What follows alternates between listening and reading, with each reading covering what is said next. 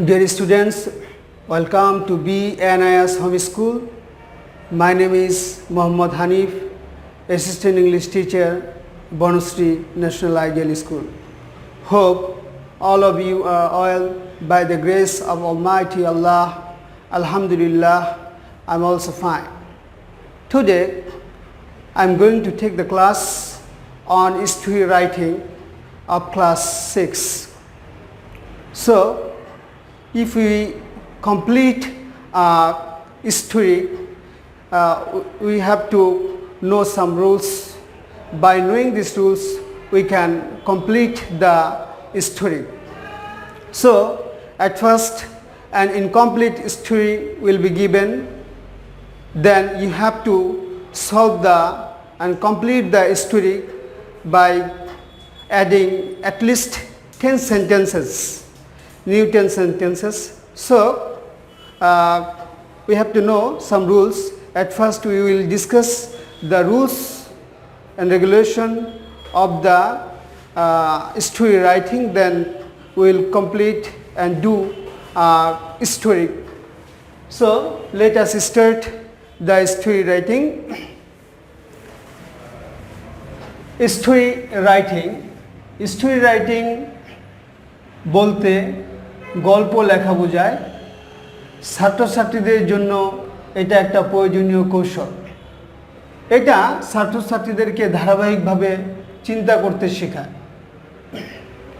ক, গল্প লেখার পূর্বে কাহিনীর বিভিন্ন ধাপগুলো মনের মধ্যে সাজিয়ে নিতে হবে।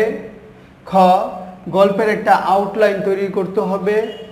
আউটলাইন মিন্স রূপরেখা। গ, গল্পের শুরুতে কোনো লম্বা ব্যাখ্যা প্রদান না করে সরাসরি ঘটনা শুরু করতে হবে এবং তা গতিময় করতে হবে। ঘ, আউটলাইনের উপরে প্রাসঙ্গিক ডিটেল যোগ করে গল্পটি প্রাণবন্ত করতে হবে। ও, গল্পের চরিত্রগুলো নিজে বর্ণনা না করে তাদের মাধ্যমে উপস্থাপন করতে হবে। গল্পের সমাপ্তি পর্যায়টি গুরুত্বপূর্ণ। গল্পের সমাপ্তি এমন হতে হবে যাতে তা সুসংবদ্ধ হয় এবং পরস্পর সম্পর্কিত মনে হয়। ছ, দুর্বোধ্য বাক্য ও শব্দ ব্যবহার করে গল্পের ধারাবাহিকতা ছেদ করা যাবে না।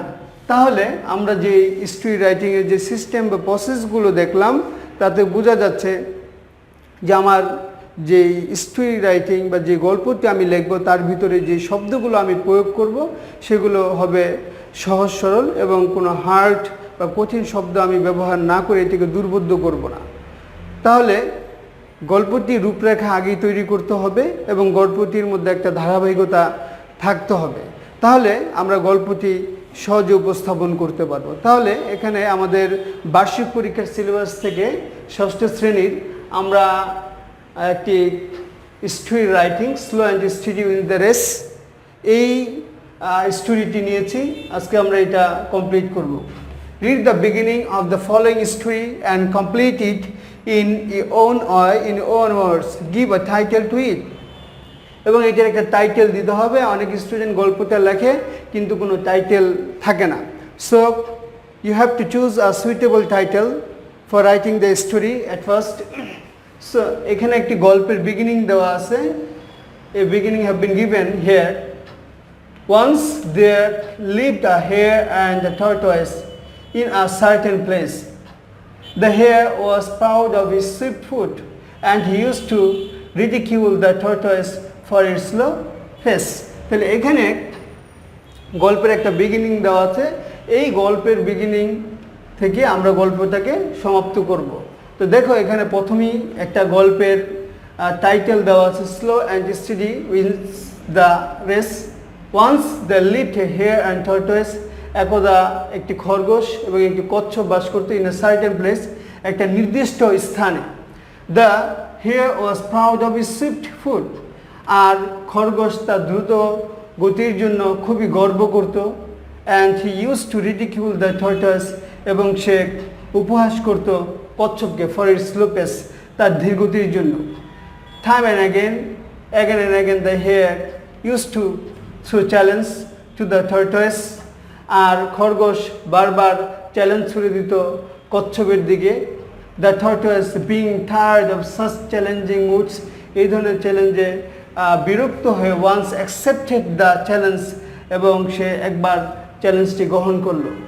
হি said, though I am slow, যদিও আমি ধীরগতির, yet I will beat you in a race, আমি তোমাকে রেসে হারাবো।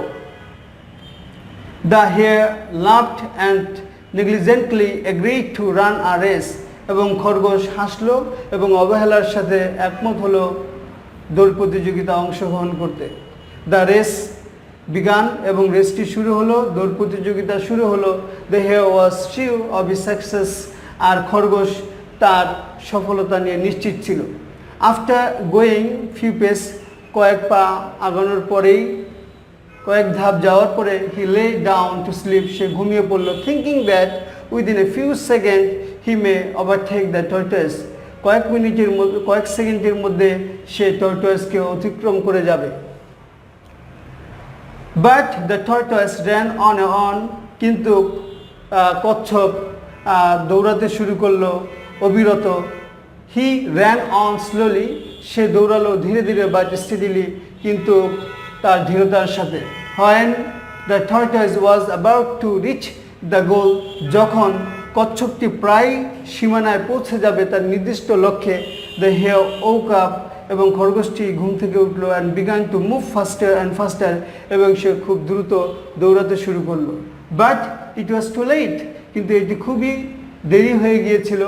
টু হিজ শেম অ্যান্ড সরো, তার লজ্জা এবং দুঃখ থেকে, he found that the tortoise in his slow but steady paces and had gone to the point, অর্থাৎ সে ধীর গতির হলো, সে তার নির্দিষ্ট লক্ষ্যে পৌঁছাতে পারলো। তার মানে হলো আমরা গল্পটি বুঝতে পারলাম, এবং এই গল্পটি ঠিক এভাবে সহজ সরলভাবে সুন্দরভাবে উপস্থাপন করতে হবে যাতে শিক্ষক বুঝতে পারেন এবং কোনো ইম্বিগুইটি না থাকে। তাহলে আমরা খেয়াল করব যে গল্পটি যাতে সুন্দরভাবে উপস্থাপন হয়। এবং আরেকটি বিষয় হলো, এখানে গল্পের মধ্যে যদি কোনো প্রাণী উপস্থাপন হয় সেই ক্ষেত্রে আমরা তাকে পার্সনিফাই করি, অর্থাৎ তাকে হি বা শি বলে সম্বোধন করি। এখানে ইট বলে সম্বোধন করা যাবে না। যেমন এখানে যদি আমরা খেয়াল করি যে এখানে টর্টয়েস এবং হেয়ারকে হি বা শি বলে সম্বোধন করা হয়েছে, এখানে যদিও এটি প্রাণী হওয়ার সত্ত্বেও একে ইট বলা হয়নি। তাহলে আশা করি তোমরা বুঝতে পেরেছ। আজ এই পর্যন্তই, অন্য আরেক দিন অন্য আরেকটা বিষয় নিয়ে আমরা আবার আলোচনা করব। আজ এই পর্যন্তই, সবাইকে ধন্যবাদ।